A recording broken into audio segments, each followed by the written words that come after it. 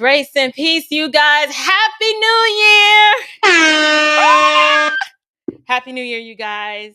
Welcome to the Standard of Truth podcast. I am your host, April Chapman. The Lord has allowed us to see another year. It is 2023. We got to redeem the time, y'all, because it is flying. I don't know about you, but 2022 flew by and I was just like, wait a minute, I'm not finished. But it's okay because it's a new year. Oftentimes people use this time of year to begin anew, right? They resolve to make resolutions of goals and things that they've set for themselves. I know for me, I'm asking the Lord to grow me in the grace and knowledge of the Lord Jesus and to sanctify me and make me more and more and conform me to the image of his son. But more importantly, I want to grow in love. I want to grow in more joy. I want to grow in treating my fellow neighbor better than I did the last year. But tonight, I have a power pack show for you, and I am joyful, right? But the topic that I want to discuss tonight actually did not make me joyful. It actually outraged me. I had a righteous anger. A dear sister in the Lord, yesterday, while I was actually doing a live stream, was it yesterday or was it the day before? Maybe, no, it was the day before. She sent me this article with this big eye roll. And at the time, I was doing a live stream, so I didn't read it. But then yesterday morning, when I woke up, and I'm like, okay, let me see what my homegirl's talking about. And I read this article, and I'm like, see, this is why I can't. I can't. If you saw the thumbnail, accountability is now racist. Scientific American tweeted very recently, it was like a couple of days ago. They tweeted this old article from 2020 that said that telling Black women to lose weight, it's now racist. So we're going to discuss that. We're going to review the article, right? We're going to look at this with a biblical lens. We're going to examine what is going on in our culture today that leads this narrative. What is behind this narrative? Why is this even a thing? Why is it that it seems that progressivism and leftism, right? And liberalism wants to continue to push this particular narrative in order to make Black women believe and tell us that we are victims. Victims so much so that if a medical professional endeavors to sit down and have a come to Jesus meeting with us to tell us our weight is problematic and it's causing some health issues, and if we don't make a change, we will experience more adverse issues. Now, saying that is considered racist. So we're going to get into it. I want to welcome everybody to the live chat. If you have not already, let's get the housekeeping things out the way. Please like this video, share this video, engage in the comments, because this is a very controversial issue. It is not often that you see Black women like myself publicly having a discussion about the thing you shall not name or talk about or mention or hint at, and that is our weight. But we are going to talk about it. Why? Because we are people of the book. We live in the light. We deal with truth. And even if the truth bucks against our feelings and makes us feel some sort of kind of way, that doesn't make it any less true. So we are going to talk about it tonight. Um, Hopefully my sound is okay and everyone is still coming in the room. For whatever reason, I am experiencing some sort of delay where I can't even see the chat. Don't know why it's buffering. Don't know how to fix it. See, like I can't see the comments. Y'all see that right there? Like I'm looking at it. The new comments are supposed to be there. My internet connection appears fine, but for whatever reason, I can't see it. So here's something else I need you to do. Because of the nature of this topic, if you know a Black woman, right? Like you may not, but if you do, go ahead and tag her. Share this video to her timeline. Say, sis, come on in the room. This is something really important that's about to be discussed. Bring a friend in, send it to your sister, your mima, your cousin, and them.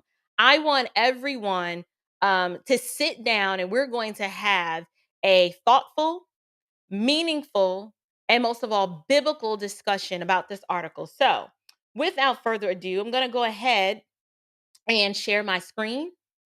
And we are going to examine the Scientific American tweet. Hopefully, you guys can see me okay. I want to make that a little bigger.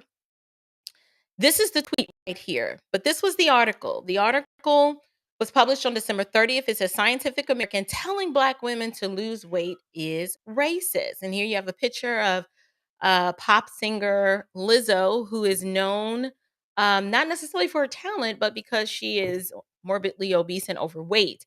And it's a thing now that we're now actually celebrating this health pathology. The article reads and says, at first glance, one could look at this headline and conclude that it must be parody.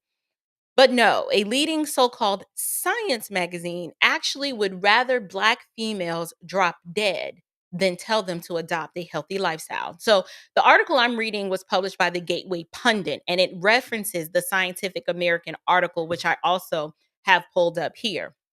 Scientific American on Tuesday tweeted out an article they wrote in June of 2020. So this is not a new article, it's actually old, but they always got to keep your victimhood on the forefront. So they thought, right before those New Year's resolutions hit, let us go ahead and tweet this and make this a thing.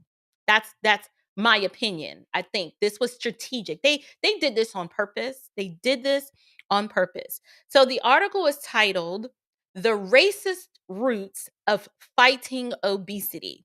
The entire piece gives readers a foreboding look into the future of science. So, this is just giving you an idea. This is where science is headed. It's not based on facts, no hypothesis, no deductive. It's just the science now is going to be how you feel, not what is true. Keep that in mind as we read on. So, Scientific American, this is the tweet that they tweeted, and it says the heightened concern about Black women's weight reflects the racist stigmatization of their bodies. It also ignores how interrelated social factors impact Black women's health. So, this was the tweet. They linked to their article there and saying that prescribing weight loss to Black women ignores barriers to their health. Yeah, we're going to talk about some of those barriers tonight. Um, so if you're not ready to deal with or confront truth, I know I've invited you in. I have, but uh, it, everybody's going to feel it tonight, including myself, right? So the things we talk about tonight, I am not only preaching to myself, but there's going to be a level of accountability for myself. That's how angry these articles made your girl today. So the article begins by acknowledging a serious public health crisis. Listen to this, you guys. 4 out of 5 Black women are either overweight or obese. Now, that's not a clutch your pearls kind of statement. Like, we all know this. We don't talk about it because it's like taboo to deal with truth these days in this morally relative society. But we all know this to be the case, right?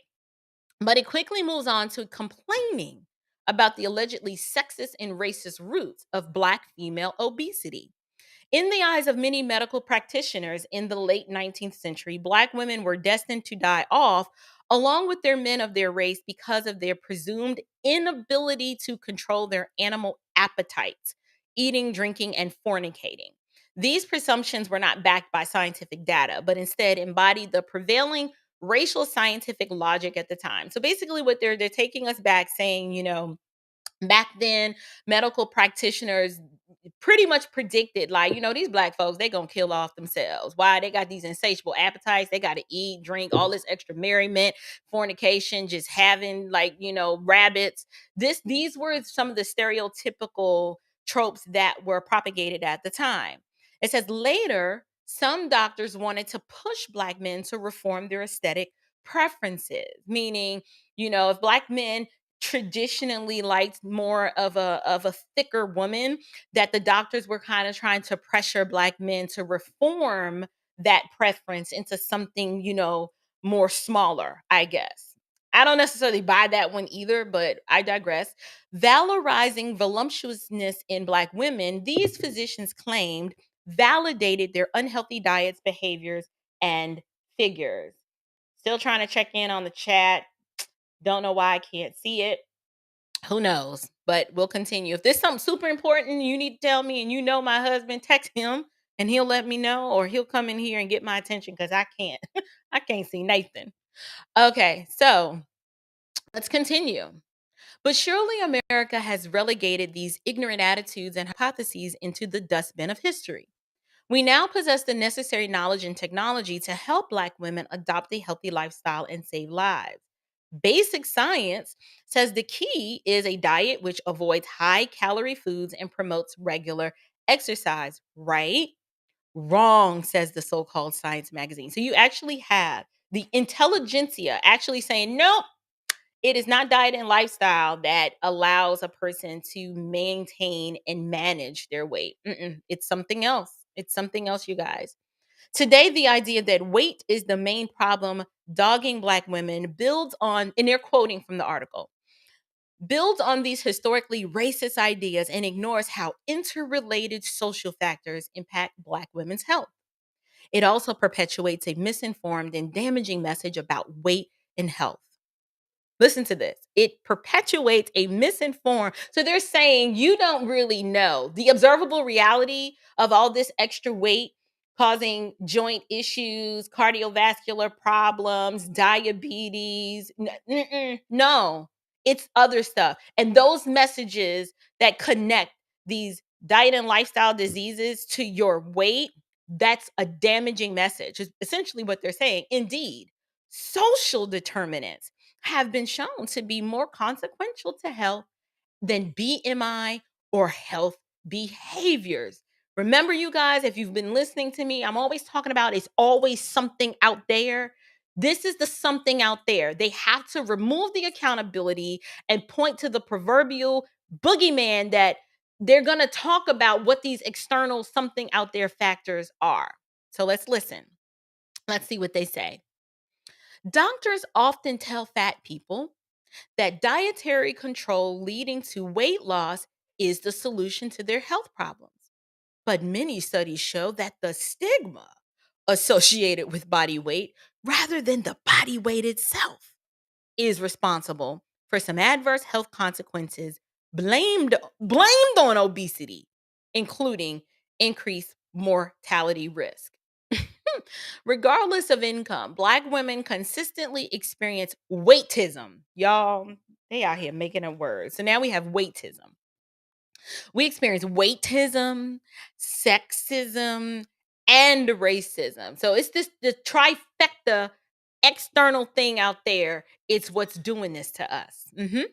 From workplace discrimination and this is laughable. Poor service at restaurants to rude or objectifying commentary online. The stress of these life experiences contributes to higher rates of chronic mental and physical illnesses such as heart disease, diabetes, depression, and anxiety. So, literally, what Scientific America is asserting is that heart disease, diabetes, depression, and anxiety, these are not diet and lifestyle diseases caused by these degenerative diseases. No, it's the external factors. It's the sexism and the racism, the workplace discrimination, and and you and all your homegirls go out to eat, and it's five of y'all and four of y'all got stank attitudes, and you get bad service because you got to send everything back. It ain't hot enough, it ain't cold enough, it ain't crispy enough, it's too crispy, it's not enough sauce, and then the bill comes, right? And then you got to get 90% of the bill, and you not tipping. Nope, it's not that.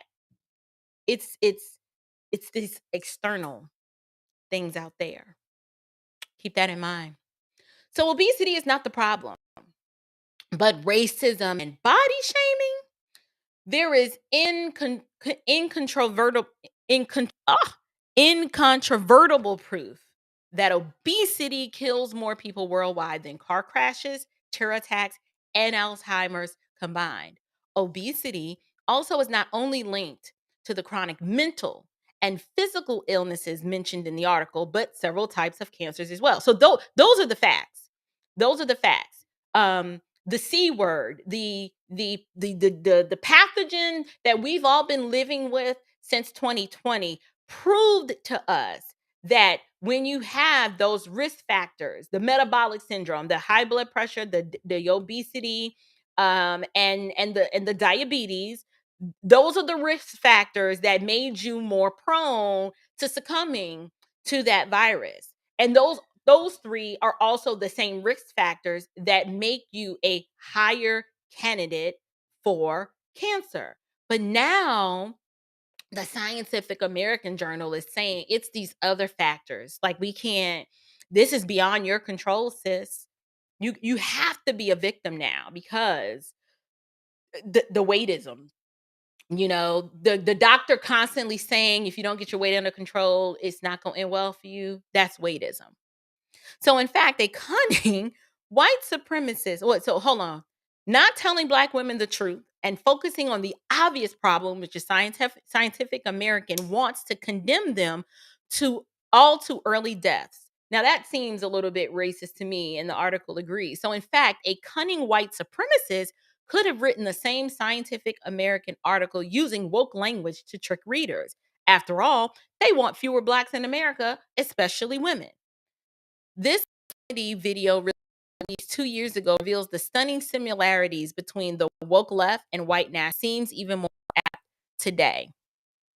So this is the video, and I'm actually not going to play it just because I haven't watched it first. I don't know if there's some language in it. And because I don't have any attribute, I haven't attributed or linked it in the comments, I don't want to read it. I don't want to play it, but you're free. I put the link to this article in the description box if you want to watch it. It's a parody. It's like a little comedy video. But the Scientific American piece also serves as another accelerant in the war the left has waged on science, especially in the last 2 years. There is no greater example of this than what happened during C-19. So-called experts during the height of the pandemic told Americans keeping businesses and schools open would get people killed and they must shut down. Thousands, if not millions of lives will be saved, they said. As we all know, the lockdowns did not actually save lives, but actually destroyed them. Millions of Americans lost their livelihoods thanks to the authoritarian shutdowns. Children in blue states across the country lost valuable years in brain development, and suicides skyrocketed. At the same time, however, this was amazing to me. Black Lives Matter protests were absolutely essential because experts said that the racist words were a bigger public health threat than the virus. They implied that COVID does not spread during left-wing protests, particularly over dead Black people. It suspends itself. You can't get sick during a BLM protest. The virus is just that woke and smart. The experts lied then, and they are continuing to lie now. Wokeness and feelings predominate over truth and real science, even though people are getting killed as a result. We must reclaim the truth and remove these so-called scientists and their enablers starting now. Lives are on the line. So that is the article. Guys, give me 1 second. I'm going to try to refresh my screen because I need to see the comments. I need to see them.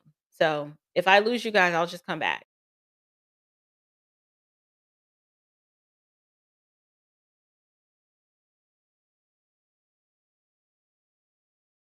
Okay, let me see if I can see them now. No, still can't see them. Okay, well, I do love you guys and I do want to engage, but for whatever reason, I can't I can't see it. So, let's go ahead and discuss this article. I wrote some notes down. I was going to prepare some slides, but y'all was just too upset. I was just too upset because I can do this one from the dome. That's how angry this article made me. For a scientific journal to bow down to the woke left this much, this says to me two things. One, this is done on purpose. They actually want Black women to die, but they have to do it in a very sinister way. They can't just outward just come out and say, you know what, you guys are the undesirables. So you guys just need to go. Now, they've already succeeded with abortion. They're like, we already have their future progeny. We already got that on lock because we've taught them and indoctrinated and educated them in such a way that they actually think abortion is good and it's necessary, and they're actively advocating for it for themselves. So we ain't got to worry about the future darkies. The future darkies are gonna be fine because they not being born. Yes, right. That is the end conclusion. If Planned Parenthood has their way, and at the state level, if states don't push legislation to outlaw this, then that is the end result. Black people are already beyond the rate of replacement. So that means if they just continue to do what they've been doing, enough of us won't be born, and we will eventually we'll just kind of fade off into the sunset. But this is another angle. This is a different narrative. It's a little bit more sinister. However, if you are a Gen Z being educated in the public government system and you're taught that telling Black women that they need to lose weight is racist. So let's say that you are a middle school white child and you're being educated in this government system, and these are the messaging, like in your science class, they're teaching you this. You grow up and you don't have, let's say, you don't have parents at home that are actually trying to dissect what you're learning and combat the lies with the truth. You actually grow up believing this mess. So now you grow up believing, well, you can't, if especially if you want to go to medical school, you actually can't practice medicine now. You actually have to practice wokeism by telling your African American patients that the health risk that you see based on their blood work, based on the circumference of their waist, right? Based on, cankles and all of this stuff. You can't even tell them that, listen, I got to get you down 70 pounds, or you're looking at a heart attack or a stroke by the time you're X. You can't tell them that now, because now you get deemed a racist. So now what they're doing now is causing our medical establishment, which I don't have great respect for our modern medical establishment as it is. If you know anything about me, I'm real big into holistic health, and I treat medical professionals, I put them in a category. I respect them on some level, but the vast majority of them, it's just another form of indoctrination, because they're not actually teaching you how to nourish yourself, because they haven't been taught how to nourish themselves. It is actually disease management. It's not health care, it's sick care, it's disease management. And to me, this is just perpetuating more of that. Let's not tell people the truth. Let's not look up the observable reality and say, listen, your joint pain, your arthritis, all this uric acid in your joints, it comes from your diet and your lifestyle. No lymphatic drainage is happening here. Your lymphatic system is sluggish. You don't move. You don't exercise. Ma'am, you can't keep eating like this if you want to be able to play with your grandkids. All this acid reflux, all of this, everything that you're experiencing, you can do something about it. But they're not going to tell you that. Nope, because that's racist now. Who wants to be called a racist?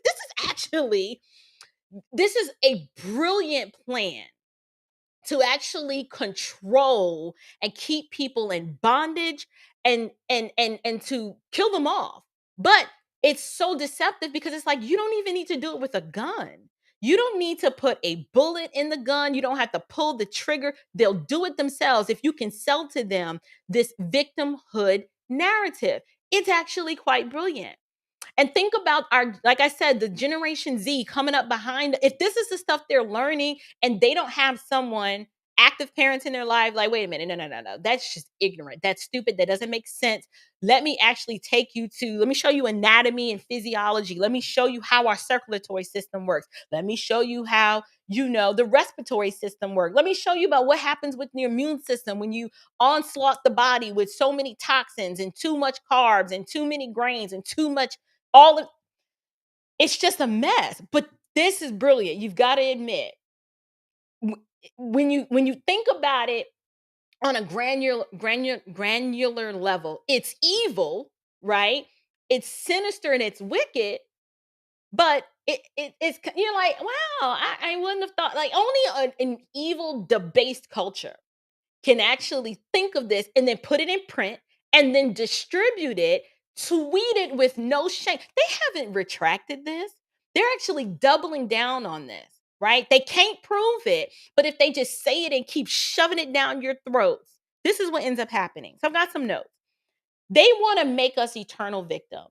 They want to remove any semblance of personal responsibility and accountability and blame these external sources out there, so that you don't have to do any self-reflection, any introspection. You can say, you know what? I knew it. I knew it was Marsha at work. She's the reason why I'm fat and can't lose weight. Every time she comes to my desk with a deadline and I'm not prepared, all that workplace stress, it's Marsha's fault. And Marsha happens to be white. Yep, that's it. I knew that was the reason, right? It's always someone else's fault. They're literally they're literally causing you to dumb yourself down so much to where you believe it's white people that caused me to be unable to push back from the table. It's their fault. You know what this does? This reeks of cultural Marxism, right? Because with Marxism, you have to keep you have to keep the grievance culture alive. You have to. It thrives off this grievance culture. So what you do is you impugn white people to make them think that if you actually try to do what is noble and righteous and tell the truth, they'll call you a racist and you don't want to be called a racist, right? So they want you to actually lie, right? And then for the black person, it causes them to have hatred in their heart and anger toward people who have done nothing to them. But it's just the idea that if you tell me what's wrong with me, your motive must be because it's racism. And this is how Marxism is allowed to flourish and thrive, because now you have all these groups fighting against each other. And they're really not mad at each other. It's the narrative that's been pushed to make them believe that it's somebody else's fault. I'm going to give you some anecdotal, some of it I can prove statistically, but most of what I'm about to say is anecdotal as to why this is trash. It isn't rooted in truth, right? These lies, this concept that women, when you tell black women that they need to lose weight, that's racist. I'm going to demonstrate to you that it has nothing to do with ethnicity. And I keep using the word racism because that is the word that the article uses, but I'm a Christian. So I come from a distinctively Christian worldview, meaning I'm going to use some biblical terms. We're going to say partiality on the basis of ethnicity. That's what this is. But here are some theories and opinions that I have as to this is what's really going on with black women. And this part of the live stream is where I might bark up your tree. It might make you feel some sort of kind of way, but I'm a believer. And if I'm talking to brothers and sisters in the Lord, we rejoice in the truth. And so that means you need to receive this truth in love and don't think I'm not preaching to myself, right? And like I said, toward the end of this live stream, I'm going to provide you not only with a solution, but I'm going to commit to a solution because I have to deal with truth and I can't continue to allow lies like this to be propagated and then I just be silent and be like, well, that's just the narrative. No. This is a problem. We have another article that I'm going to review, but here's what I think. The idea that accountability is racist is furthest from the truth, right? You know why? There's no white woman or black woman around when I choose to eat a whole trough of cake versus eating a salad and drinking some water. There are no white people around that are making me do that. They're not gluing the fork to my hand to where I can't let it go. It is literally the fact that we are undisciplined. We're undisciplined. We're undisciplined when it comes to our diet. We're undisciplined. Many of us are undisciplined when it comes to going to work and how we do our jobs. Not working is unto the Lord. We're undisciplined. We're undisciplined because we don't take correction from anybody. And black women, you know darn well what I'm talking about. The moment someone says, hey, sis, you need to do X, Y, Z, instead of us thinking through what's being said, what is our first knee jerk reaction? We get defensive. We take it personal. We never think that this person is coming in good faith. We immediately jump on the defense because we're so not used to being held accountable and told anything negative. Like we just have to have queen diva energy 24/7. Tell me I'm great. Tell me I'm wonderful. Tell me I'm a superstar. Tell me yes. That's all we want to hear. And that type of messaging has been so damaging that now Scientific American can come out with an article that say, well, if you tell Black women they need to lose weight, it's racist. We'll just be like, you know what it is. Because we've been desensitized to truth, because we'd rather believe the lie than the truth. We are undisciplined and our lives are chaotic. Tell me I'm lying. How many Black women that are your peers that you know live a life that is structured and tempered and measured, where they actually have, you can visibly see self-restraint? Now, I'm not just ganging up on Black women, but since this article is talking about Black women, I have to talk to my sisters. But this is an American problem. Americans live in excess. We are overweight as a country. We have horrible mortality issues, heart disease, diabetes, blood pressure, and cancer. This isn't an American problem, but the ones who are suffering the most statistically are the ones that look like me. So if you're feeling some kind of way because I'm singling out Black women, get over yourself and listen to some wise counsel for once, because it could save your life. Our lives are chaotic.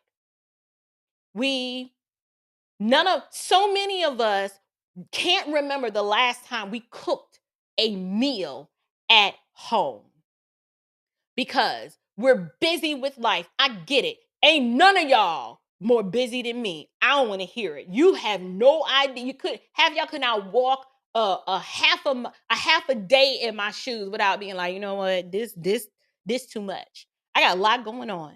I get it. But some of us have lost the art of cooking at home. We are lazy.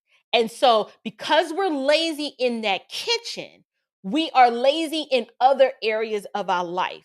The time that it takes to prepare a meal, not microwave a meal, prepare a meal, that we actually picked the ingredients and we put them together and we made the meal. When is the last time we did that? I can't tell you how many young women that I've had the pleasure of talking to and trying to impart wisdom to them. And I say, okay, we gonna cook a meal, and you're like, oh, we got to chop the garlic. Yes, we got to chop the garlic. Well, why can't we get the garlic? It's already chopped. Because we chopping real garlic. We don't want the canned garlic, the one in the jar. You got a head of garlic. We chopping garlic. We gonna chop some onions. Well, do you know they already got the frozen ones?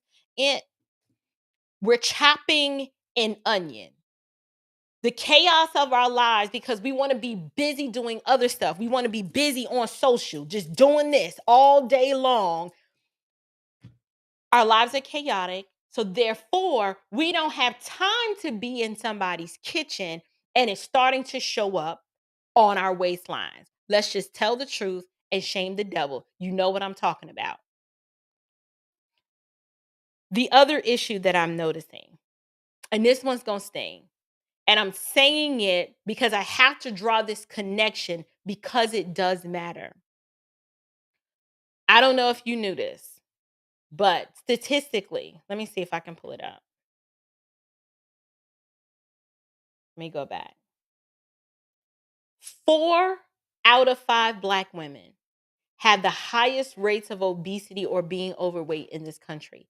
4 out of 5. So that means if you got 5 girlfriends, 4 of us are obese or overweight.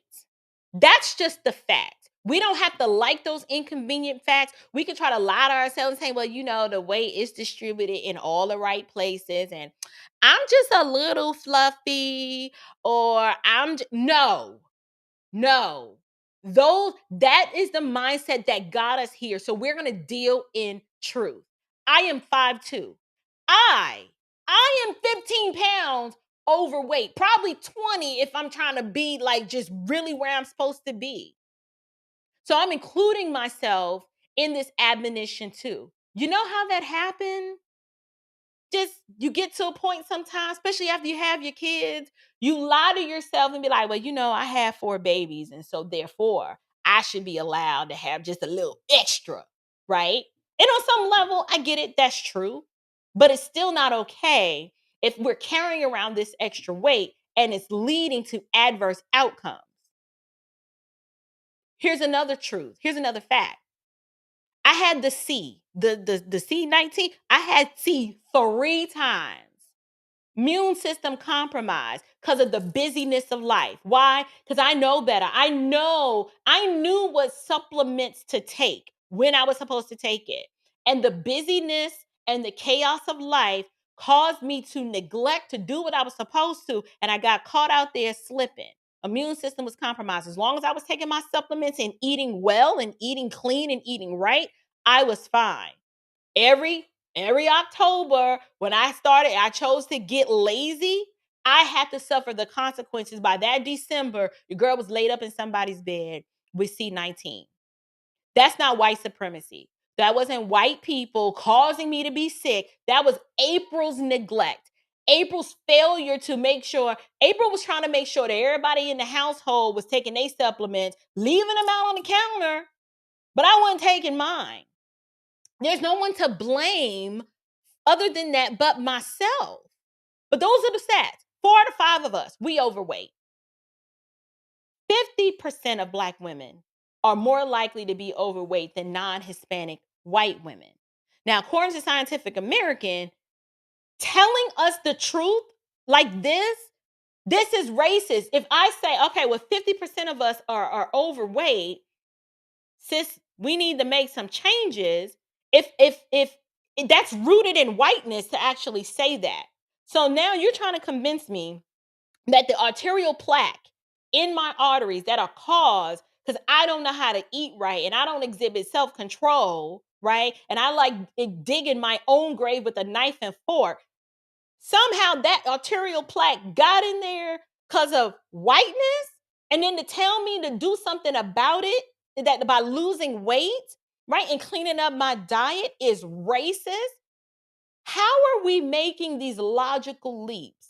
They're not logical leaps. This is propaganda designed to push the responsibility away from you to where you don't have to accept accountability for it, and you could just blame the boogeyman white man out there. And you know who's going to end up losing?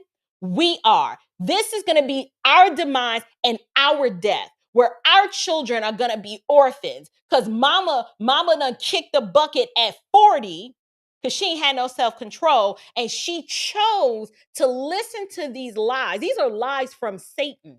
This is the enemy of our soul cloaking itself in, so this is social responsibility. We can't tell Black women that they need to lose weight because that's racist. And then that's going to cause Waitism. And then all of those pressures are going to lead to depression and anxiety. No, we're depressed and we're living lives of anxiety because our lives are imbalanced and they're out of order. We don't submit to anyone's authority, let alone the men in our lives who love us. Let your husband be like, babe, I love you, but I've been noticing, right? You've been eating like a whole bag of chips every night. I think that perhaps we should kind of rethink that choice.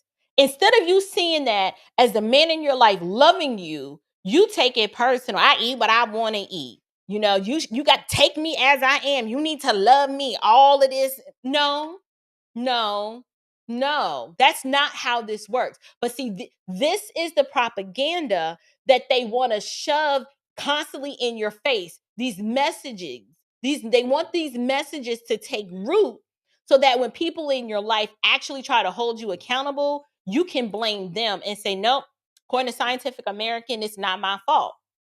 Not my fault. It's somebody else's fault. 20% of American Blacks. Hold on. Where did that come from? I just heard, I don't know. I just heard a beep. I'm sorry, you guys. Oh, there it goes. 20% of American Blacks American Blacks are 20% less likely to engage in active physical activity as compared to non-Hispanic whites. And 60% of Black American adults are more likely than non-Hispanic white adults to be diagnosed with diabetes by a physician. So, if Scientific American can get you to think that it's racist, the solution to your issues are now racist, then they can pretty much keep you on this cycle of death. They can keep you on this cycle of being overweight, which leads to the pathologies known as the metabolic syndrome, the high blood pressure, the obesity, and the diabetes. If you're insulin resistant, right, your pancreas is not doing this what it's supposed to because you got too much blood, too much sugar in your blood. This feeds the modern medical establishment to where you are a customer for life. They're literally turning you, to me, if this isn't modern day slavery, I don't know what is. And it's not a slave like you got shackles on your feet and you can't come and go as you please. No, you are shackled to a medical system where you are on at least 5 prescription drugs by the time you are 30 years old. But I'm not a slave. Yeah, you are. You're going to be a slave to this medical system for the rest of your life. Because most people, for whatever reason, the medical establishment does not teach you that diabetes, unless you were born a type 1 diabetic, is completely reversible. And how you got there is self-inflicted. It's diet. These are diseases of diet and lifestyle. There are countries where you don't have high rates. You move people from other parts of the world to America and they adopt the standard American diet. Within 5 to 10 years, they start adopting and developing the same degenerative diseases that we get. But we're not talking about America as a whole, right? We're talking about Black women right now and how this messaging was strategically designed to make you believe that these are things that are happening to you, and then to impugn white people as to say, well, I don't want to be racist, and so I'm not going to love my neighbor. I'm not going to love my neighbor. If I'm a medical professional, nope. I'm going to say what the medical establishment says that I need to say, and I'm not going to mention that the weight is the problem. And I'm not going to provide them any solutions either. Nope. And then this tells the men in your life, we can't hold them accountable. Just kind of, this is the most unloving thing you can do by not speaking the truth in love because you're trying to preserve some semblance of somebody's feelings. Preserve Preserving our feelings can have detrimental effects. Let me finish. Historically, our women, us, the brown ones, we rebel against any kind of authority and we become a law unto ourselves. We just do. And I have reasons and theories as to why that's happened. When we abandoned the headship of our men, when we abandoned that and believed the lie that we could do bad by ourselves and we don't need no man. Yeah, that's when our outcomes started to deteriorate. That's when our families started deteriorating, and now our health is deteriorating. It's something about the boundaries and the constraints of when you have a man in your life that says, no, you can't do this, or no, we should do this instead. But we've been lied and told that, oh, he's just trying to control you and he's trying to make you look like some little skinny mini. And then they try to let's put the groups against each other to make the woman believe that if you're thin, that's somehow bad. And let's convince them that bigger is better, right? We're not doing well emotionally because we're spiritually deficient, right?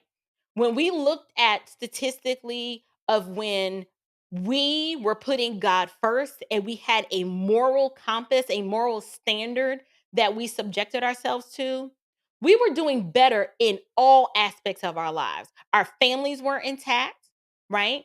We were married at a higher rate than other groups. If we look at pictures of 2 generations ago, some of us 1 generation ago, you didn't see, you may have big mama, but that was it. All your aunties, they were thin. We didn't, now depending on what part of the country, maybe all of y'all, but and I know the women in our family, we are naturally petite. But as we start to, kind of let ourselves go and that weight picks up, we chub out. And when we chub out, we chub out. But I notice typically when women have boundaries and restraints of male headship, they tend to receive correction better. That's just the truth. You don't have to like it. It is what it is. But we refuse to submit to any sort of biblical headship model. Most of our churches are like 70% women. We'll submit to our pastor, but we won't submit to our husbands. And if our husbands even remotely hint like, hey, you kind of may want to slim down like 20, I'm real concerned. Like I heard you panting the other day and you breathing real heavy and you snoring like somebody's grandfather. Like when he says stuff like that to us, we're not going to take that correction. But we'll jump when the pastor says jump. Just a thought. Many of us are using food to make ourselves feel better, right?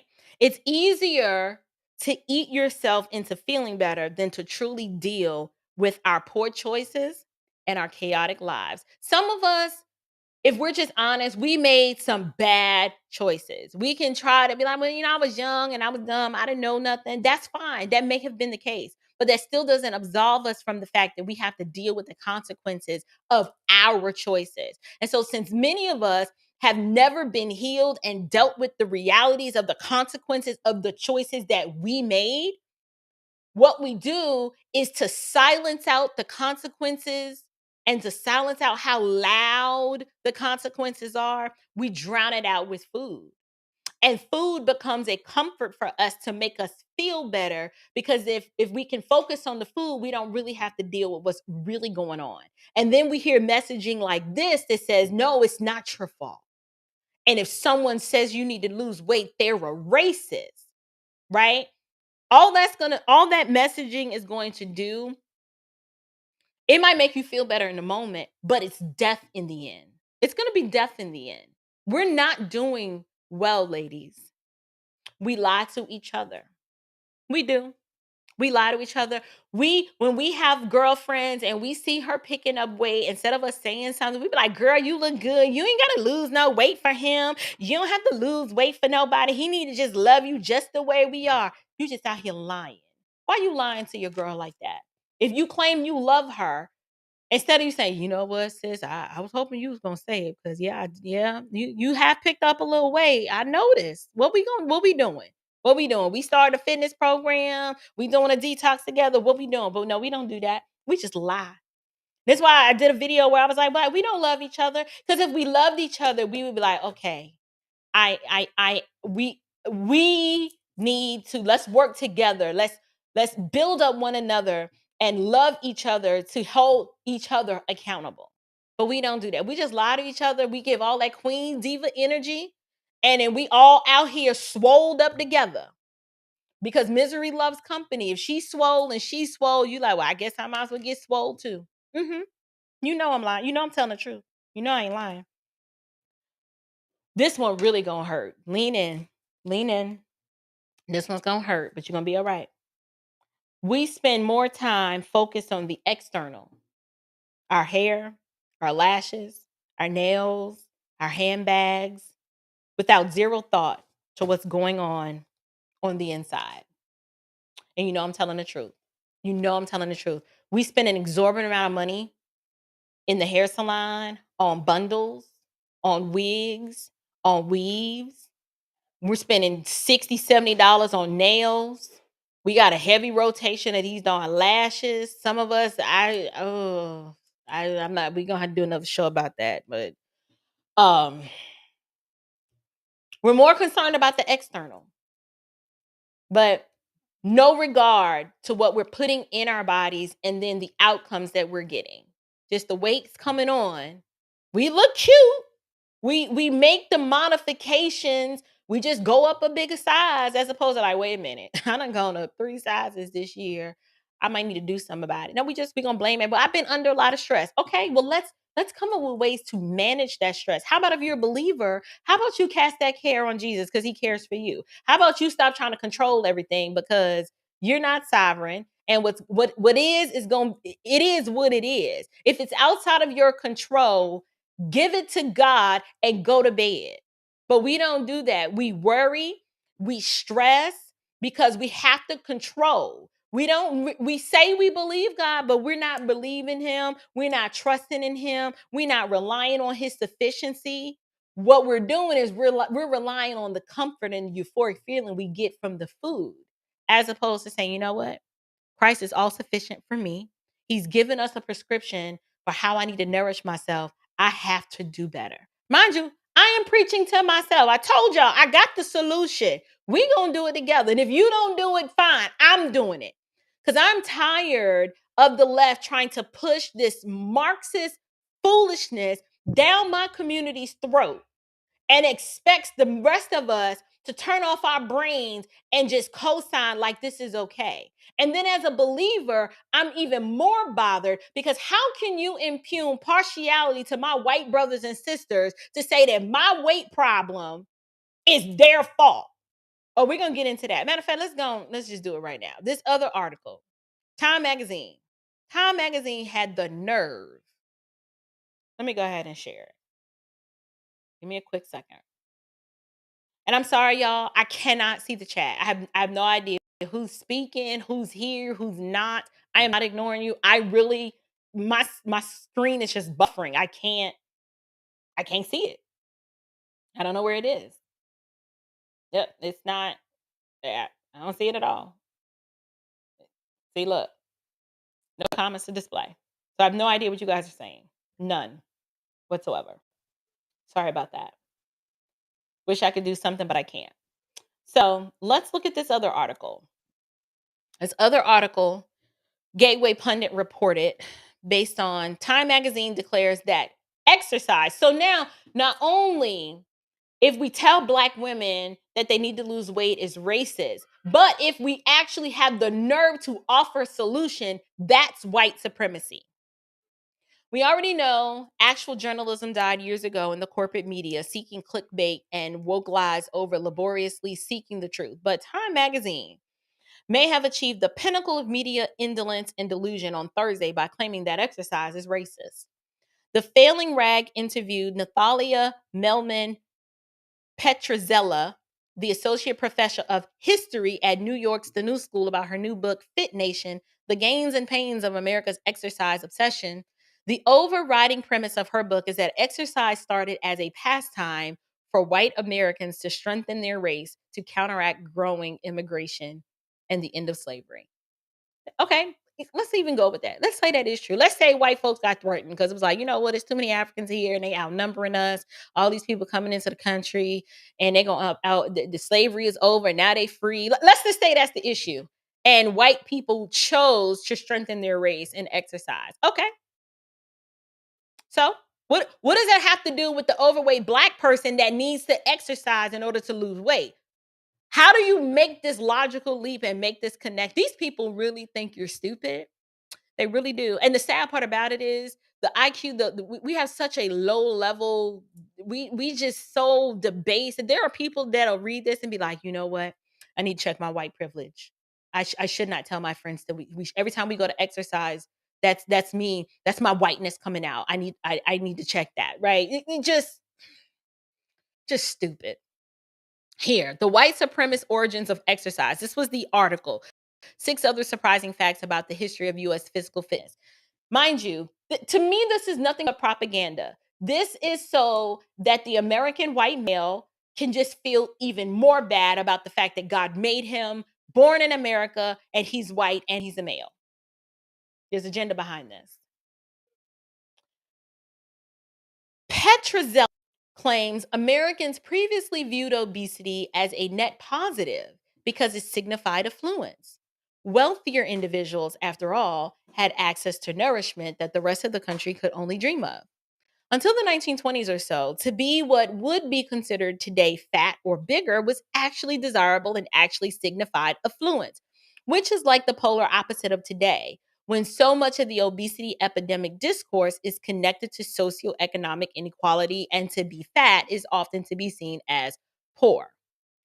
Hot air writer David Strom, however, points out how fallacious this argument is. Here's what Strom says: this argument has surface plausibility, but is largely untrue. Now, historically, there have been situations where, like even in the scriptures, the king's meat and the fat healthier people was seen as influence, but the issue is like, no, you don't want to eat like them because that gluttony, that's sinful. You don't want to be that. But I can see the connection between being bigger means, oh, you've got more food, and so it's a sign of wealth. So I get that. So on the surface, there's probably some truth and merit to that.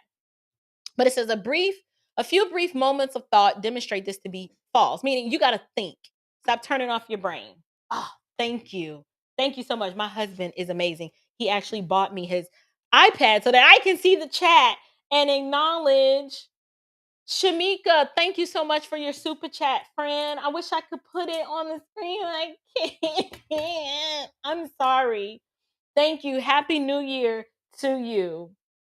Okay, so I can see the chat a little bit. And I'm gonna go through some questions because I wanna deal with the objections. I wanna deal with people who might be in the chat that are saying, well, some of what you're saying is true, but I do think that we need to examine a little bit about white supremacy and workplace discrimination. Like, we can talk about it. I'm not afraid to talk. We can talk about it. So if that's your position, if you think that what I'm saying is untrue, or I deserve, another perspective, we can talk about it. Thank you, RC, for your super chat as well. Susie Q, thank you as well. When the doctor tells you that losing weight will fix most pain, disease issues, you should believe him, not say that the medical field is racist and sexist and fat phobic. I agree. I agree, sister. Thank you so much for that commentary. So let's finish reading this article because y'all, this is ridiculous. A few brief moments of thought demonstrate this to be false. Think about all the cultural artifacts from the 19th and 20th century you are familiar with: cartoons, movies, paintings, whatever. It simply isn't true that being fat was admired, right? The bad guys were fat cats. The robber barons were portrayed as fat. It is correct that wealth and fat were associated, but that wasn't a good thing. Exactly. Like the scriptures, it was like, no, don't eat like that. It was symbolic of their rapaciousness and gluttony. Facts do not matter to the woke left, however. Petrozola proceeds to argue the dominant purpose behind the shift away from fat acceptance was that having healthier white women would boost birth rates. This was indispensable to keep the native-born white population from losing ground to blacks and immigrants. They said we should get rid of corsets because corsets are an assault on women's form and that women should be lifting weights and gaining strength. At first, you feel like this is so progressive. Then you keep reading, and they're saying that white women should start building up their strength because we need more white babies. They're writing during an incredible amount of immigration soon after enslaved people have been emancipated. This is totally part of a white supremacy project. So that was a real holy crap moment as a historian where deep archival research really reveals the contradictions of this moment. Petrozzella, of course, provides no evidence of her claim. So basically, she comes up with this theory that, with all of the immigration that was coming into the country post-slavery, that white people needed to have more babies. And so this is why they started exercising and gaining strength so that they could give birth. Like, she's making all of these baseless claims to build this foolish case that exercise is rooted in white supremacy. If you believe this, I am gravely concerned for your soul, and we need to have a gospel conversation because I need to explain to you the depravity of man, the sinful and the foolishness of man, then the holiness of God, and what truth actually is. Because none of this is rooted in truth. So she doesn't provide evidence for her claims. But when you look into her background, reveals a person who only cares about woke language and advocating for radical left movements. This is why I'm always saying that wokeism makes you stupid. These people claim to be the intellectuals. These are the ones that are educating your children. These are the people. But it's not education, it is indoctrination. The idea is to indoctrinate your children with a specific worldview. So now they can't think. They are dumb. They can't compete in the world marketplace. It's literally, to me, I believe that this is just another form of trying to destroy America from within by raising up from the inside Americans who are just mentally weak, emotionally unstable, and preoccupied with things that don't matter. Because if they can keep us focused on racism and keep us divided, that is the Marxist way. They have to keep us pitted against one another. But I'm here to tell you, God's people, we reject these lies. We reject this foolishness. And what we do is we combat the lies with the truth. We tear down arguments, right? This we wrestle, is it Ephesians 6? We wrestle not against flesh and blood. Like, we're not fighting one another. We are literally fighting an ideology. This is a worldview that we are fighting. And the Bible gives us tools to fight it. We fight it with the truth. That's why I'm doing this live today. I know it hurt to hear some of these statistics, right? Particularly, like I said, we Black women are not used to being told what to do and that we need to make a change and that our life depends on it. But I love you too much to allow you to adopt this type of mindset and then to leave you with no solutions. And we're going to get there. We're going to get there. But let's finish getting through the argument. So according to the Daily Mail, Petrozzella strongly, not the argument, the article, sorry, strongly supported the, oh, see, it's right here. I told you this was rooted in Marxism. She strongly supported the Marxist movements, defund the police. Yes, that's rooted in Marxism. And Black Lives Matter, the fraud of the organization, right? That has stolen millions from the people they claim to love and support. She has also written other books bashing white privilege and uses esoteric terms like cisgender. Not exactly a person who lives in the real world.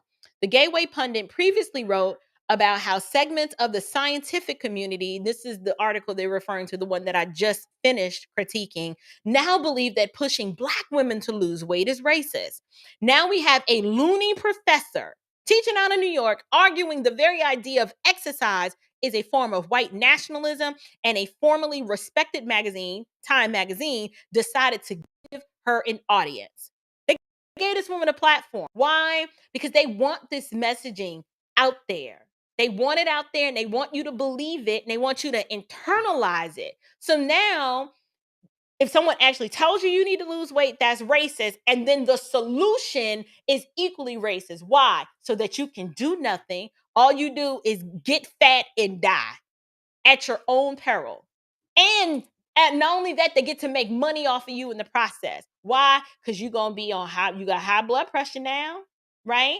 The knee replacements after excess weight on them joints, the knee replacement, right?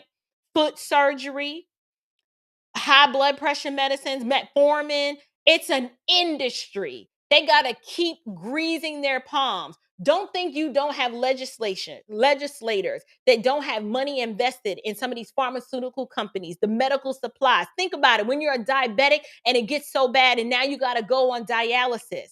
Do you go into any Black community and count the number of dialysis clinics and you're going to run out of hand. You're going to run out of fingers because they're everywhere. Every couple of miles, dialysis. Do you remember growing up knowing where a dialysis clinic was? Growing up, you're like, no, I don't really remember. Now they're everywhere. Everywhere. The goal is for Black women to put such a burden on the medical system that they keep customers for life. And now they're raising up another generation. If not even, you're not having babies like that. So they've I already talked how they're accomplishing that. But the kids you already have, they obese too. Because the way you eat, that's how you feed your children. So now the 11-year-old is significantly overweight. They don't exercise. Now you got type 2 diabetics being diagnosed as early as 5. 5 years old, type 2 diabetics. That's not bad genes. That's diet and lifestyle. Why? Because people try to say, well, my grandma was diabetic and then my great-great-grandma was diabetic. So, it run in my family. No, poor diet and lifestyle choices run in your family. You don't have bad genes because it's already been proven that you take an entire family of diabetics and one person makes different choices, they don't get diabetes. That's how it works. When you choose to do something different and go a different path, you don't get those outcomes. You don't have big bones. You just you lack discipline and self-control. That's what it is. And we're all on some level dealing with this same pathology. As busy as my life is, I should not be the size that I am. But I had to come to grips with the fact that I allowed the stress in my life to keep me from doing what I know to do. So now when my joints hurt and my back hurts, I can't blame white supremacy. I have to say, this is you, April. This is you failing to take ownership of the fact that things are a little chaotic right now. You're going through, yes, there's a lot of life changes happening, but the one thing you can control is what you put in your mouth. I have no one else to blame but myself. So, the fusion of fat acceptance, because that is a thing now, right? And racism. Now they're blending the fat acceptance and the racism. That is the latest instance of a lazy liberal press seeking to influence the public with the least amount of effort possible. It doesn't all you got to do is run the story and let the narrative do the work. Any idiot can generate controversy, but uncovering real stories takes effort and intellect. That's why the media, it's nothing more than propaganda arms for the left. All the mainstream media. That's all it is. And it's no wonder why people are so dumb and they can't discern right from wrong, good from bad, up from down. Because if all you're doing is listening to mainstream media, when stories like this are run, you just internalize it and you believe it. Why? I heard it on the news, so it must be true. This is why alternative outlets will continue to thrive as the legacy media clings to a vine. Hopefully, the vine gets cut in short order. So that is the article. That is the article that is now asserting that exercise is rooted in white supremacy because at some point in our nation's history, post slavery, when there was immigration coming in, that white people felt threatened. And so they went on this, desire to work out in order to combat the possibility that, this is this is just really dumb. So here's the solution, right? I didn't come here just to rag on black women and tell you what you already know, right? Like, you look at yourself in the mirror every day, you come out the shower and you just got to deal with all of you. I do too. But here's the reality. It is not white supremacy that is the problem, right? I'm going to go back to that first article that talked about all of these socioeconomic things and the racism. I don't know where this sexism is, but I've never experienced sexism. Now, I've experienced like a man being a jerk before, but all of this widespread sexism in the post Me Too world, I don't know where it is. Because all a woman has to do is remotely imply that something happens and a man could get canceled. So don't tell me, I don't want to hear nothing about sexism. If anything, it is I would be afraid to be a man in 2022 just because women have been no holds barred, no restraints. Feminism has such a hold on this country that you're almost demonized for just being a man. How the Lord God made you, it's almost a bad thing. So I don't buy that it's all this sexism. And what they define, remember, they always hijack the language. They always change the definitions and do a bait and switch. Where is all this sexism that's happening on this widespread level? And then the racism, y'all don't get me started on the racism, right? Because right now, the most privileged class of people outside of the alphabet community is the black woman. The black woman can say and do whatever she wants.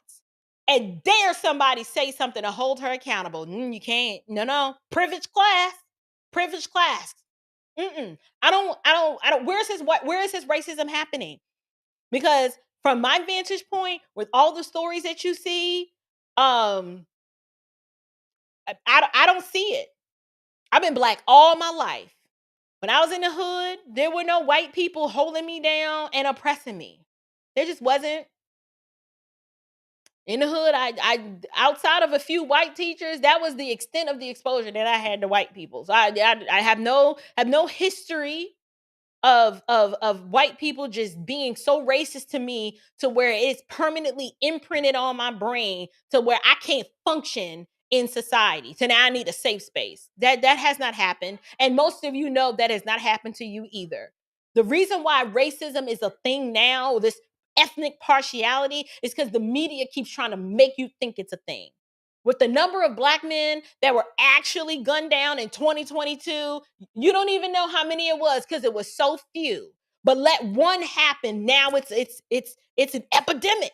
Let LeBron James tell it, they just hunting us down in the street.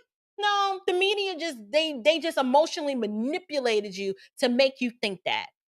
No, that's not happening. So I don't know where all the sexism and the racism is coming from, but the weightism, the fact that you have observable reality, if you're 5'2", it is unhealthy for you to be 100 pounds overweight. That is a fact. That is not weightism. That is, I love you enough to tell you the truth that your outcomes will be poor if you keep going this way. You can't be 5'2", 200 pounds. That's not good. It's too much weight. Your heart has to pump more blood, work much harder. Your joints, the risk of cancer, all of these things happen. And you didn't just wake up one day that way. It came from a lack of self-control, a lack of discipline, a lack from you having some sort of spiritual discipline where you put all things under the subjection of Christ, even what we eat. And I'm talking to myself too. I like bread, but I'm like, you know what? This ain't the bread of heaven. This ain't the bread of life. These carbs are going to be the death of me. Why? Because when you have an imbalance in your life, you have too much grains, too many carbohydrates, all that turns into sugar. Easily can put me on the spectrum of being a diabetic overnight. And I know this. So that means if it happens, it's my fault. So what's the solution? What is April going to do? Because April can sit behind this microphone going off on how the left is lying to us, trying to make us think that everything is the white man, the white man's fault and the white man this and it's racist. And if you try to exercise, people who know me personally know I'm not particularly fond of exercise. Why? Because I've been little all my life. And the idea that I gotta like sweat on purpose, I don't want to do that. But you know what? That is the wrong attitude to have. Why? Because I'm getting older now. I am middle age. My metabolism is slowing down. I can't eat what I want to like I used to when I was 20 because I'm not 20 no more. So that means I have to take personal ownership and do something about it. So I'm actually going to contribute to this white supremacist system. And I have something that I want to share with my audience that I will be doing starting tomorrow, January 2nd. Yes, it happens to coincide with the new year. Now, you don't have to do this. You're not in the obligation to do this. I'm telling you what I'm going to do because I'm not going to allow people to try to. I have white brothers and non-black friends and white sisters that I love dearly. And I'm not going to allow them to have to walk around like if I'm getting chubby, they can't say anything because that's considered racist. No, we reject those types of worldviews because we are Christians and we deal in the truth. So here's what I'm doing. Good friend of mine, maybe it was during the pandemic, so like 2 years ago, introduced me to a program and I paid for it and just mentally had not wrapped my mind around the fact that I needed to do something and make some changes. So I didn't do anything. I signed up and I was just like, okay, just take the money at this point. The money wasn't even an issue. That's how we know a lot of what we're going through emotionally that's connected to this eating. It's not a money issue. It's not even a time issue. It's a heart issue. My heart had not made the connection to my brain that I needed to do something. But you know what the Lord did? So I paid for this program like 2 years ago. Mind you, I used to be a health coach, right? I have a holistic health background, master herbalist, like healthy eating, lifestyle. That's like always been my thing. But then you have kids, and then I've gone off and did something else, and I just made different choices. So I know what to do. That's not the issue. Right now, we're talking about the spiritual and mental component that keeps so many of us stuck, that gives us a scapegoat. Like this a Scientific American article, all this does is give you a scapegoat and another excuse and another reason to blame somebody else when you know the problem is you. So this is what the Lord did. So I signed up for the program, didn't do it, just let the money go. And I started experiencing like really extreme back pain, right? Like my back. Like now I do have sciatic issues because listen, like I said, I'm a small person and I carried them twins and I ain't been right since. This just my sciatic nerve, just issues. But chronic back pain, just not feeling like myself, tired, all the time, not resting well, lymphatic system out of control. Then mix in being premenopausal when your hormones is wilding out and your face is breaking out. Like I'm dealing with adult hormonal acne like I'm 13. Just a mess. So after all of this time, um my homeboy who initially, and I'm going to invite him on the show, initially introduced me to the program, he just reaches out to me randomly and was like, all right, sign up start next Thursday. You're doing this program. And I had already been thinking about it, but it was like on my radar, but not really. And I was like, we'll see. I mean, I'll just, do like a little smoothie fast or something like that, and I'll be fine. But I was like, you know what? No, I actually need to probably lose a good 20, 25 pounds. I know on camera, y'all like, no, you don't. Yes, I do. Trust me. Okay. I know what size I'm supposed to be, and I ain't supposed to be pushing toward no double digits, right? 4'6" is where I'm supposed to be, not upwards to the 10. That's too much weight for my frame because I'm only 5'2". And then I know how I'm supposed to feel in my clothes. Funny story, when I did my live on Friday, y'all, I had the cutest dress picked out of my closet. Laid it out early that morning. When I went to put when I went to put that dress on for that live stream, I was like, "Oh my word. Y'all, I look like a Vienna sausage." I was like, "I can't." I was like, "I can't wear this." I was like, "Dang, like did the dress shrink?"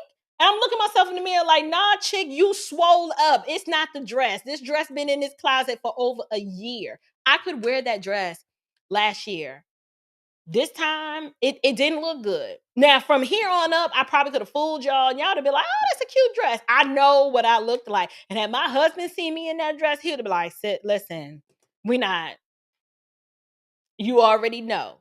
You already know." So I didn't put the dress on. And so when my good friend Dwayne messaged me, like, "Are you in?" I was like, "You know what, Dwayne? I'm in." He was like, "Listen, you already paid for it. You don't have to pay again." So here's what I want to introduce y'all to. This gonna free somebody today.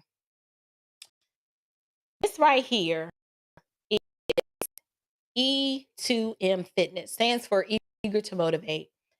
And I normally do not endorse fitness programs because typically most of them have aspects that I don't like. Either they're promoting Franken foods or these these quick fixes.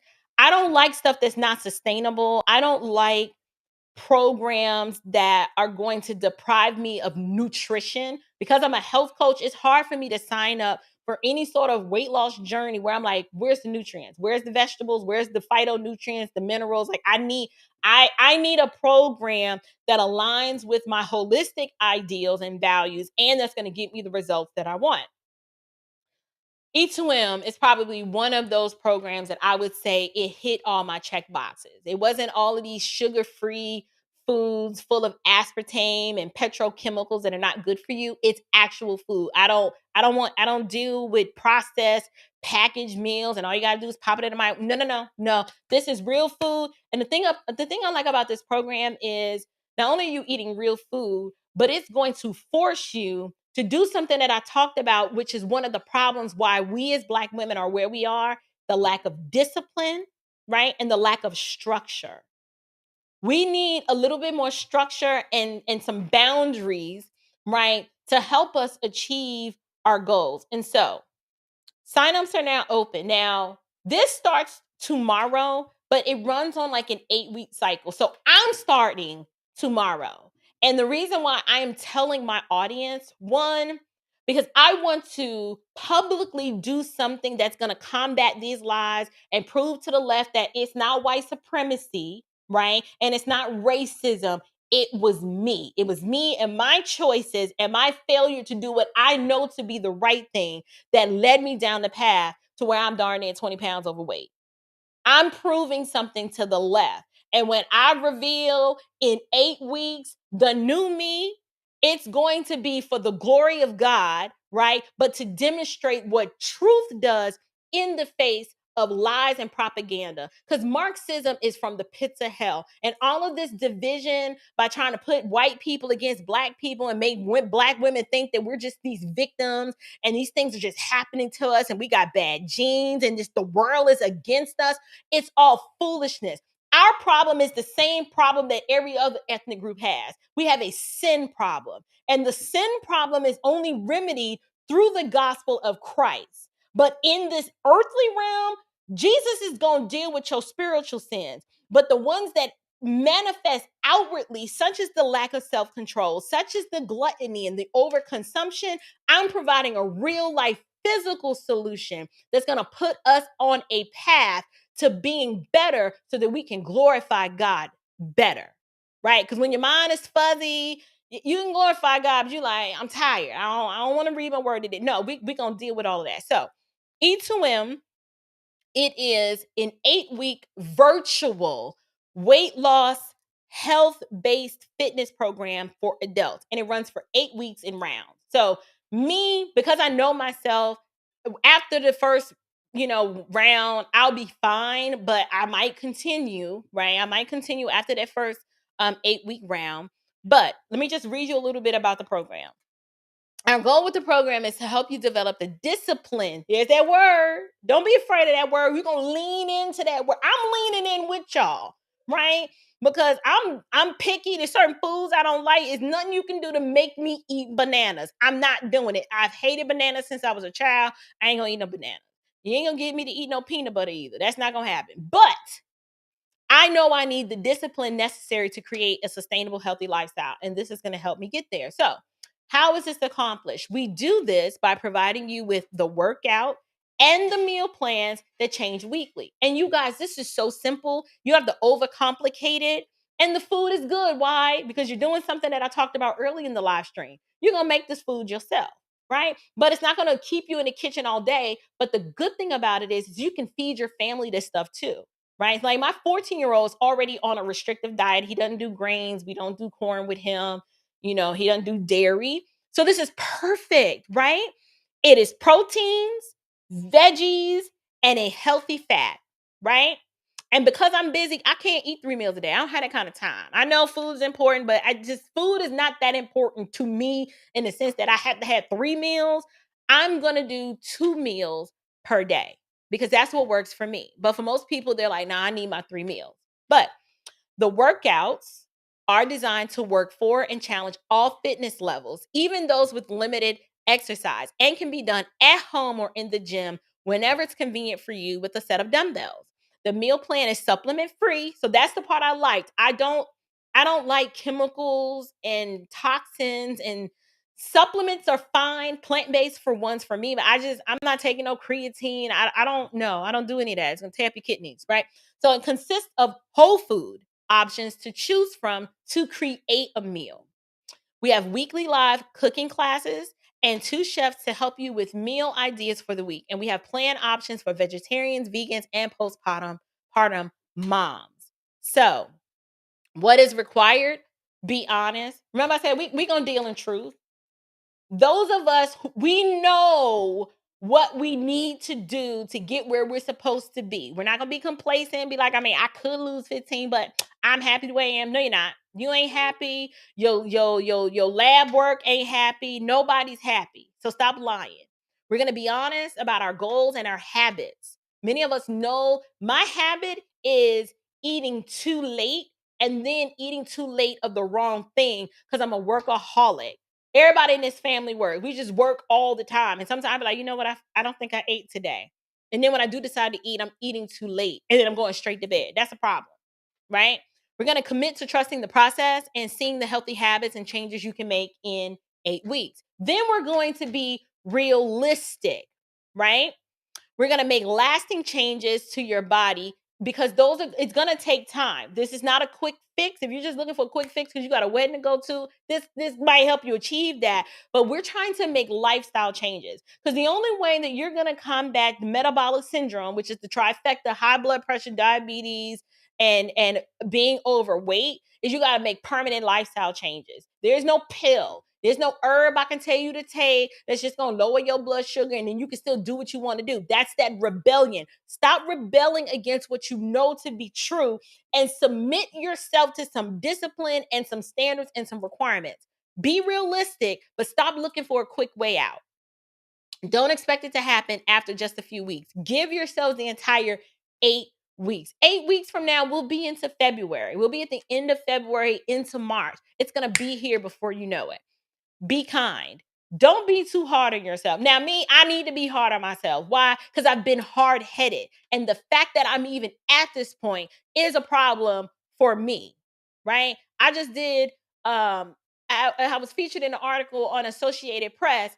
And when the photographer came, like I thought all the pictures were gonna look good, but one picture they used, I was like, oh my gosh, why is my face so swollen? And loving my husband, he's just like, girl, your face ain't swollen. Like, that's your face. It's your face. Like, all it is, it wasn't, yes, the angle was bad, but I wouldn't have to worry about the bad angle if I didn't have the excess fat that's not supposed to be there. Right. So, this is a process though. Now, I'm being hard on me. I ain't gonna be hard on you, but I'm being hard on me. But this is a process, and there's going to be times where you don't hit the markers you set, and it's okay. It's a journey, one that you will thank yourself for doing. So, you can read all about the testimonials. I put a link in the description box. I absolutely love this program. This is the guy who is the founder of the program. I am starting tomorrow. We're starting our 8-week round. The program is $40 a week for the 8 weeks. But here's the good news: it is literally spouses. It's buy one, get one free. So if your husband signs up, you can piggyback and y'all share all of the materials. You join the Facebook group, and it's an active Facebook group. Literally all day in the group at different times and intervals, there's a Facebook Live where the workouts are happening. So when I'm here in my studio, that TV right there, like when I wake up in the morning, me and the kids, I'm doing my power walk in right around through the subdivision. But when I come back in, if you're home or you're not from home, but it doesn't matter. If you have your smartphone, you can sign in the Facebook group and join the workouts that are happening all throughout the day. And then at 8 o'clock every evening, I believe his name is Jeff. He does these Facebook Lives that kind of motivate you and kind of keep you on track, to help you combat the lies that you can't do this, to combat the lies that, it's something out there that's preventing you from hitting your goals. No, we're going to deal with truth, and we're going to get honest with ourselves, and we're going to do this. So I'm encouraging anyone who is interested to sign up. But this is my contribution to the white supremacist system. April's gonna exercise. And people who know me are like, wait a minute. I know it. Yes, I am going to participate in some physical activity to exercise. And I'm going to do the E2M fitness program. Actually, Dear Will Christian is doing it along with me. At least he said he was. That was yesterday. If something changed, I don't know, Jason. Let me know. His wife has also joined on board.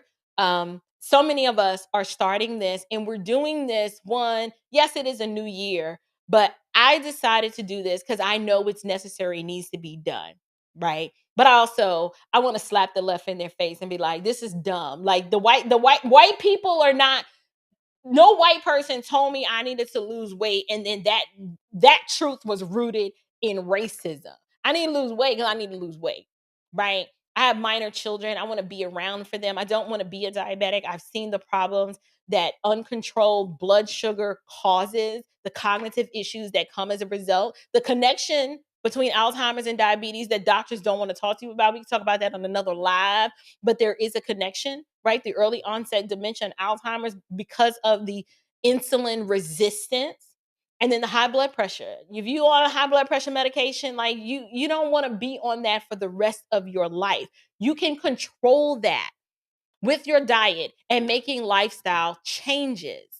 And I'm not saying it's going to be easy, right? I have a love affair with bread. I absolutely love bread, right? But I recognize that that imbalance is causing problems, and I can't continue like this without experiencing some adverse effects. So, this is the program. All you have to do, you can enroll right here. Oh, here's something else that I did. I did get the cookbook. They do have it as a digital version and they have it in print. I bought the digital version. Y'all, when I say when it comes to cookbooks, especially fitness type cookbooks, they're always deficient. It's like, I just don't have no flavor. That looks boring.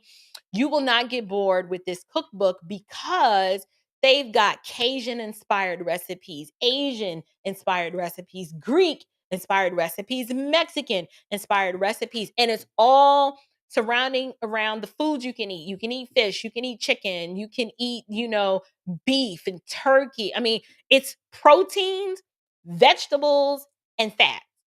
That's it. Healthy fat. Healthy fat like avocado, nut butters, chia seeds, olives, things like that. I only eat two of those things on that list, and that's the chia seeds and avocado. Like I said, I don't do nut butters. But all you have to do to enroll is hit the buy now button. And I want anyone who's interested, don't think about it. Don't be like, well, I really wasn't planning to start my new year off like this, and I'll just wait to the next round. That's fine, but I think you need to do it today. But that's where you can get the cookbook from, right? And then to enroll in the program, I think I'm trying to remember if you can sign up now or if sign up is closed.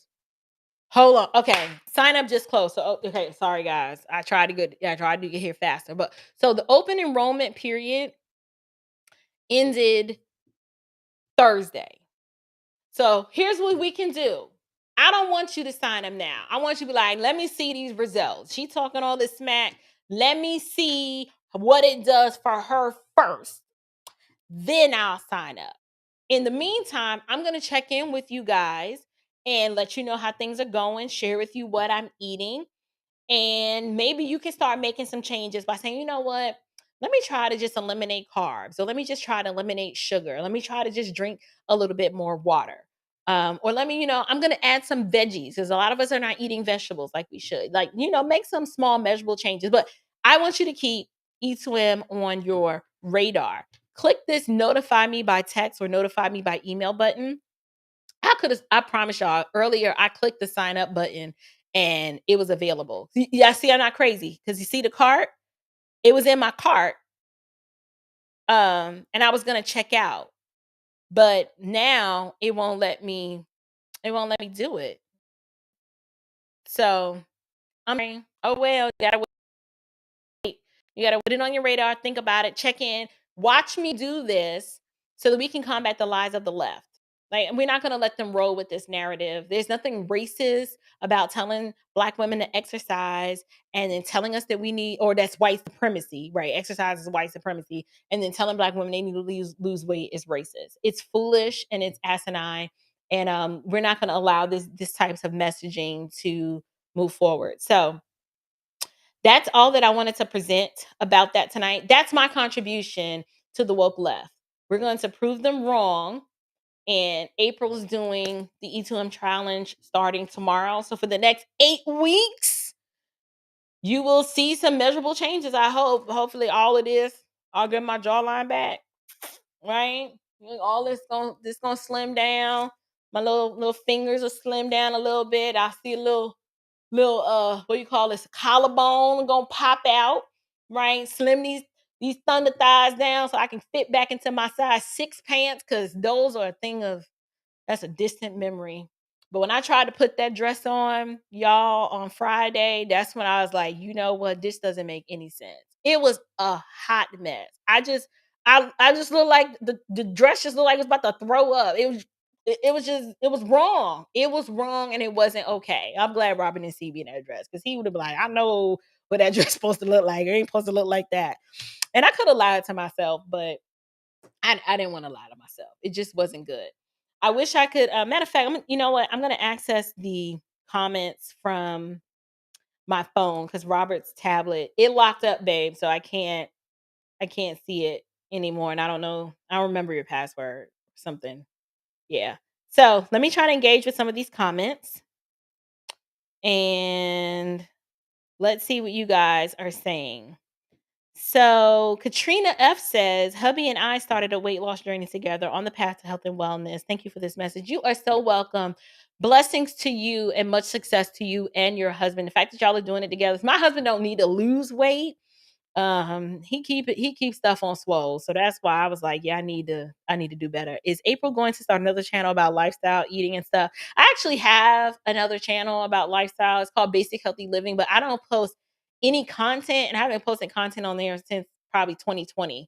I don't know. I might put updates about this on there. That's a very good question. I wasn't even interested in growing that channel because I spent most of 2022 doing this one. So Active Vela says I'm on a journey too. Praise God. I love it. Oh, thank you, Chicken Grease. Chicken Grease actually posted the Basic Healthy Living channel. So I appreciate that as well. I'm considering doing YouTube shorts on the journey. Let's get it, Jason. Yes, let's do it. If you enroll, please let Dear World Christian know so we can stay in touch. Yes, let's do that. So I was gonna say, if it was gonna allow you to enroll, just make sure you tell them April Chapman sent you. I just want to know that we're having an impact. And but if it doesn't let you enroll, trust me, I'm catching y'all on the next go round. So Jason goes, the long hard truth is so much better than lying to ourselves. See you in February, April. Yeah, I'll see you too. Like we say, we take bad pictures, but really it is us, not the yeah. That photography, I was just, oh, that the angle was so bad. I'm on fire. Thank you, Avion, Elation. The supermarkets are better, and there's every type of workout club, personal fitness club, sometimes 2 to 3 within one block. It is. It is an industry. While the dialysis clinics everywhere in the Black community. Yeah, they're everywhere. Davita, I'm trying to think of some of the names of them. They just started springing up in the last 10 years. You're just like, why does this one zip code need 8 dialysis clinics? Because there's a market for it. So many of us are feeding the market to where when your diabetes gets so bad to now your kidneys. What people don't understand with diabetes is that over time you start having it impacts the organs. So your liver, your kidneys, the macular degeneration, the eyesight, it causes so many problems. And now the cognitive decline, people don't realize how destructive it is. And it's the doctors, the doctors don't educate you and tell you that. What they do is they give you these lists of diabetic foods, which is actually making the diabetes worse. So the glucernas, all the diabetic bars and meals, that stuff is toxic. Like, don't don't eat that stuff. Like, if you ever picked up a glucerna and read the first 5 ingredients, if you can pronounce, you just like, first of all, I think corn syrup solids. First of all, it is bad. It is horrible. I wouldn't even give Glucerna to my worst enemy and be like, "Hey, here's some nutrition." There's nothing nutritional about it at all. At all. But they don't tell or teach diabetics how to nourish themselves. Because if they taught you how to nourish themselves, then you'd have no need to keep going to the doctor all the time and getting insulin. And then now you're sticking yourself. It is not the ideal. Yes, we live in a sinful, fallen world, and sickness is a byproduct of the fall. But some of this sickness, most of it, is self-inflicted because we trust the medical establishment too much, and we don't trust the good Lord's ability that gave us a brain to be able to discern right from wrong and good from evil. We don't engage our own brains by doing our own research and saying, this messaging, what this doctor is telling me, and this messaging, these are opposing viewpoints. I don't see how what he's telling me is going to help me. I'm going to do this instead. We don't consider it at all. Let's see. I lost over 40 pounds from 2020 to 2021, then got married and get it all back, plus maybe 15 extra pounds. I just got back on track with my fitness and food. Praise God, Diva Goal Achiever. I am praying that as we enter into 2020, well, no, we're in 2023, that maybe something I said, this messaging will help jog your memory and bring the conviction of the Holy Spirit to be like, nah, I gotta do better. I gotta do better. Um, I jumped on a little late. No, you're fine. Thank you. I'm just trying to see. Baby number 4 is almost 5 months old. I got some baby weight to lose for sure. It's funny because when I was pregnant with my twins, I lost the most weight. Well, one, I lost weight while I was pregnant with them because they were literally robbing me of all my nutrition. So I was like a little itty bitty thing, but I just had a big old belly. And then when they came, nursing 2 babies, when I tell you God knew what he was doing when the concept of breastfeeding and the amount of calories you burn, I was burning so many calories that one, I was eating like a ravenous wolf. I was just eating a lot, but I was burning so many calories because I was nursing 2 babies and I nursed them. I was so pleased with the weight loss results from the nursing that I nursed them for 23 months. I was just like, I don't want to wean them because this my weight loss plan. But I had to wean them. But yeah, I was nice and little itty bitty then. Been seeing stupid commercials lately with heavy black women jogging like they are healthy in their weight. Yeah, that the messaging for me is done on purpose. It's done to keep us in darkness and deceived into thinking that it's not us, right? When I heard Brittany Cooper say, the diet just don't work for some of us. No, it's you. It's you. Like I said, misery loves company. So Lizzo and Brittany Cooper and all these other women with these toxic messages trying to either celebrate obesity or make it seem like it's not so bad. These women don't love you. They don't love you, and they're deficient. They're deficient in something, and so they need someone to join the bandwagon, to join them in their misery, and we're just not going to support and advocate that. We're not here for that at all. I've been sick all my life, gonna need receipts for that. um yeah, well, yeah, I mean, I don't know, we've as a family we've made some different choices, and but you do have some people that try to claim, like, they've been a type 2 diabetic since they was 5, and if they were millennial that could be true, right? The advent of genetically modified foods and high fructose corn syrup and all these additives, that's possible. That's possible. If your parents fed you the standard American diet, it's highly possible that you've been sick all your life. Yeah. Let's see. It won't let me scroll up anymore. I can't catch any more comments. So we need an accountability partnership, April and Jason. Jason has already started a Facebook Messenger group, and that E2M also has a therapist to help you along the behavioral aspects of it. They sure do. I totally forgot about that, Avion. E2M does have that. And I think for a lot of us, we need that probably more than anything. So many of us are just, we're not dealing with our unresolved issues. A lot of us are holding on to trauma and unforgiveness. I am not trying to invalidate the trauma that happened to you, but if you are a believer, why are you still harboring the unforgiveness in your heart and the bitterness?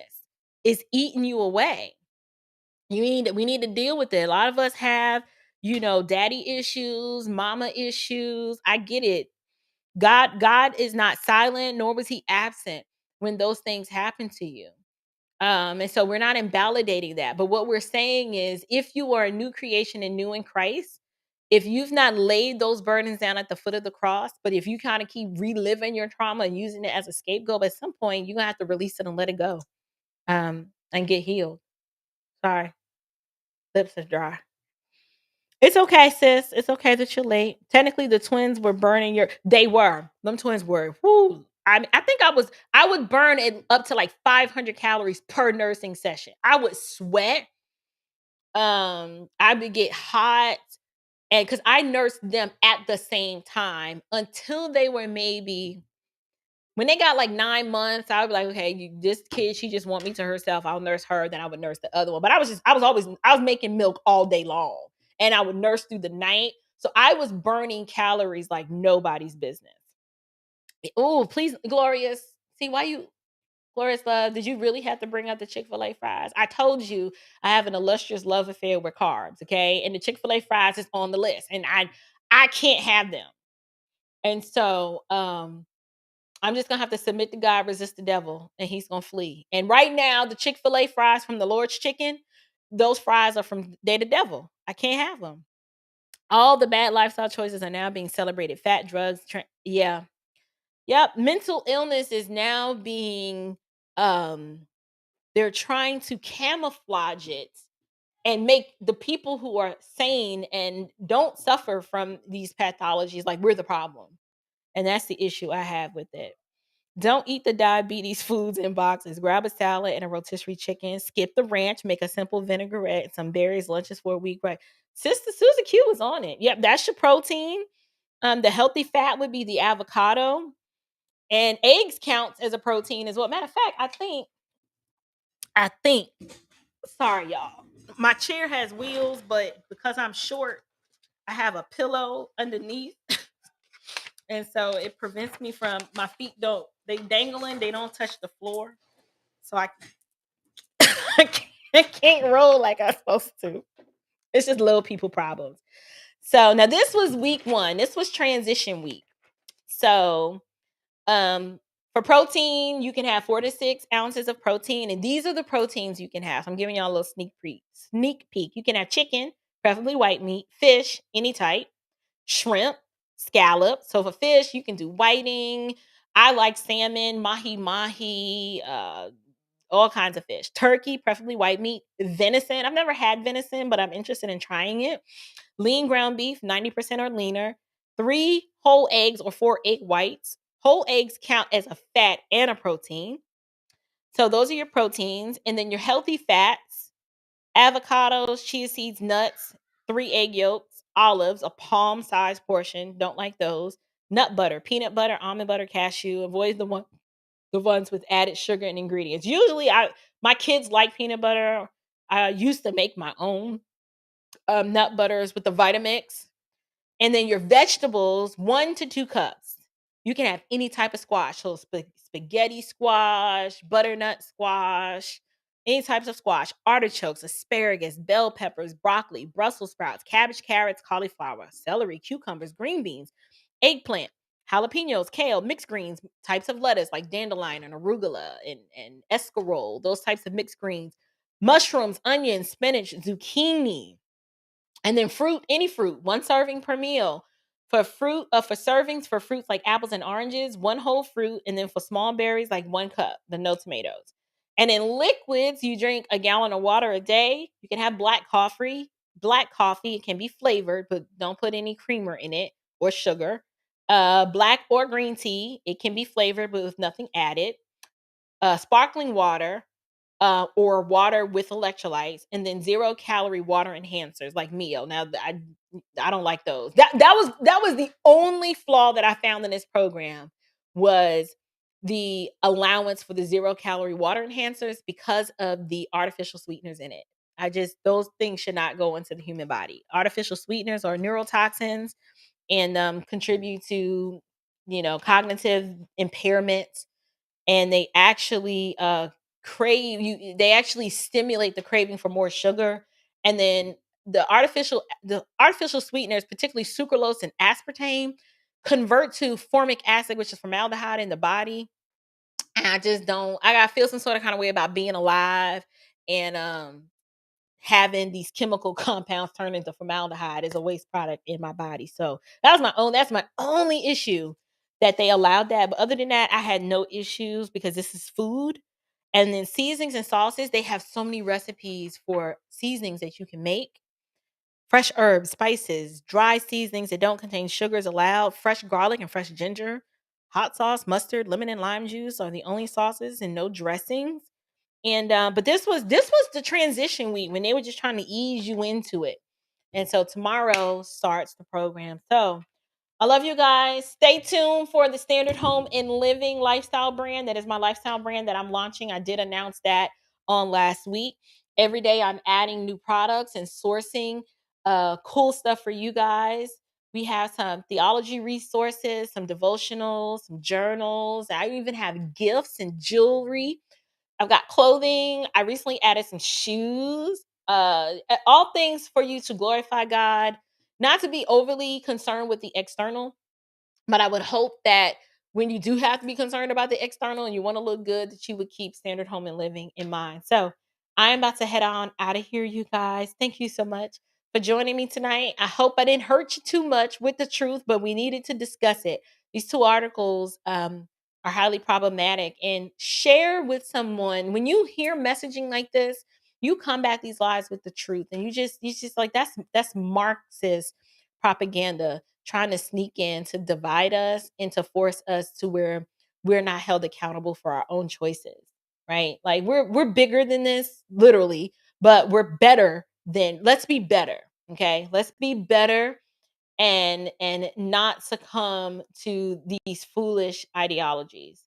Lastly, if you have not already registered for the G3 conference, that is the G3 National Conference, takes place September 21st through the 23rd. Use my code G3STP for 30% off. I think I'm booking my hotel this week, thinking about staying at the Courtyard. I'm not sure. Shamika, I'll reach out to you to let you know where I'm staying, unless you booked yours already. If you booked yours already, let me know where you booked yours so I can book mine there as well. During the conference, the Standard of Truth podcast will have a booth at the G3 conference. So hopefully, if you attend, you will come by and say hi so I can hug your neck and we can take a picture together. And I can post it on my community tab. I'm looking so forward to meeting so many of you guys, and I'm hoping you will join me there. So I am going to what am I about to do now? I'm about to take that off the screen. If you want to continue to support the show, you can do so at my website at thestandardtruthpodcast.com. And I think we'll end the show with a commercial. I think we'll end the show with a commercial. Yeah, let's do that. I love you guys.